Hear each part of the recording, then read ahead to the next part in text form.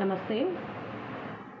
రీసెంట్గా 10th class exams start అవుతున్నాయి కాబట్టి ఈ 1 మంత్లో మీకున్న సిలబస్ని ఎలా కవర్ చేసుకోవాలి, అసలు స్కోరింగ్ సబ్జెక్ట్ ఏంటి అని అంటే మ్యాథ్సే మనకు స్కోరింగ్ సబ్జెక్టు.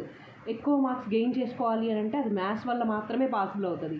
అలాంటి మ్యాథ్స్ వచ్చేప్పటికి భయంతో మనం నెగ్లెక్ట్ చేస్తున్నాం. అలా కాకుండా ఒక ప్లాన్ తోటి లైక్ హార్డ్ వర్క్ కాకుండా స్మార్ట్ వర్క్ చేద్దాం. ఇప్పుడు లాంగ్ ఆన్సర్ క్వశ్చన్స్ ఏ చాప్టర్ నుంచి ఎక్కువ వెయిటేజ్ ఉంది.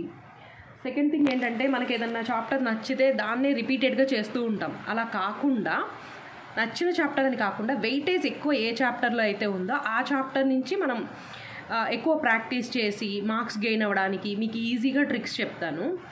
దానికంటే ఇంపార్టెంట్ థింగ్ ఏంటంటే మీరు ఒక ప్లాన్ ప్రిపేర్ చేసుకోవాలి.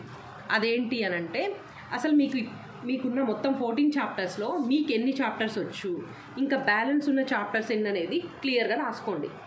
ఆ తర్వాత ఈ బ్యాలెన్స్ ఉన్న చాప్టర్ ఏదైతే ఉందో దీనిలోనే వెయిటేజ్ ఎక్కువ ఉంటే అది మీకు ప్రాబ్లం అవుతుంది కాబట్టి దాని మీద ఎక్కువ ఫోకస్ చేయాలి.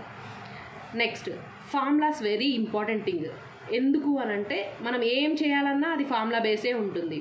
మీకు మొత్తం తెలిసి క్యాలిక్యులేషన్ రాకపోతే అది ఇంకా ప్రాబ్లం అవుతుంది కాబట్టి ప్రతి చాప్టర్లో ఉన్నటువంటి ఫార్ములాస్ క్లియర్ కట్గా రాసుకోవాలి.